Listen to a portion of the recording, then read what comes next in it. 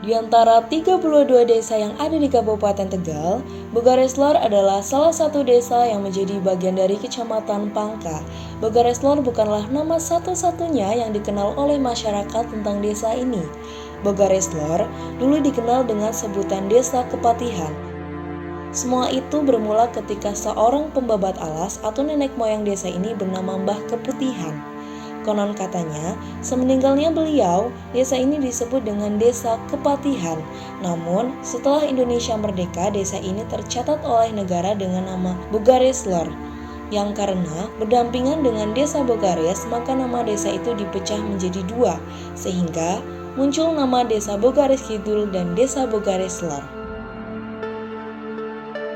Kata Bogares ketika diartikan per kata merujuk pada nama Pangeran Antaboga serta berasal dari nama Kiai Magdum Torres. Kedua tokoh tersebut menjadi arti dari nama Desa Bogares. Bogareslor adalah desa kecil yang berbatasan langsung dengan Desa Pangka pada sisi utara, Desa Tonggara pada sisi timur, Desa Bogares Kidul pada sisi selatan, dan bertemu dengan Desa Pangka lagi pada sisi barat. Desa Bogareslor terpecah menjadi dua bagian oleh jalan raya yang melintang. Pada sisi barat, Desa Bogareslor terdiri dari RT 1 sampai dengan RT 10, dan pada sisi timur jalan raya hanya terdapat dua RT saja, yakni RT 11 dan RT 12. Desa Bogareslor terletak tidak begitu jauh dengan ibu kota Kabupaten Tegal Slawi yang hanya berjarak 4,6 km dan berjarak 1,7 km dari pusat pemerintahan Kecamatan Pangka.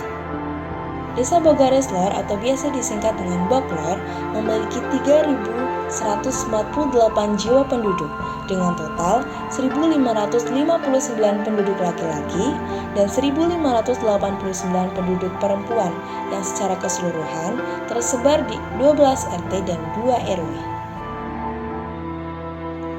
Jenis pekerjaan yang dilakukan oleh warga Bogareslor cukup berwarna. Beberapa di antaranya yakni PNS berjumlah 54 orang, karyawan swasta berjumlah 211 orang, buruh harian lepas berjumlah 439 orang, buruh tani berjumlah 27 orang, dan yang berprofesi sebagai guru berjumlah 38 orang. Sedangkan yang lainnya memiliki pekerjaan yang tidak tetap. Rata-rata penghasilan warga desa Bogareslor sejumlah 2,5 juta per bulan. Untuk menjaga kualitas masyarakat desa tetap unggul, fasilitas pendidikan yang ada di desa Bogareslor cukup seimbang antara pendidikan formal dan non-formal. Desa Bogareslor memiliki satu sekolah dasar, satu taman kanak-kanak, satu madrasah diniyah, 3 taman pendidikan Quran, dan satu pondok pesantren. Masyarakat desa Bogareslor mayoritas menganut kepercayaan agama Islam dengan organisasi massa Islam yang dianut yakni NU dan Muhammadiyah. Anak organisasi NU atau Badan Otonom NU di desa Bogareslor bisa dibilang sudah lengkap. Beberapa badan seperti Fatayat Muslimat, Ansor, Banser, IPNU, dan IPPNU.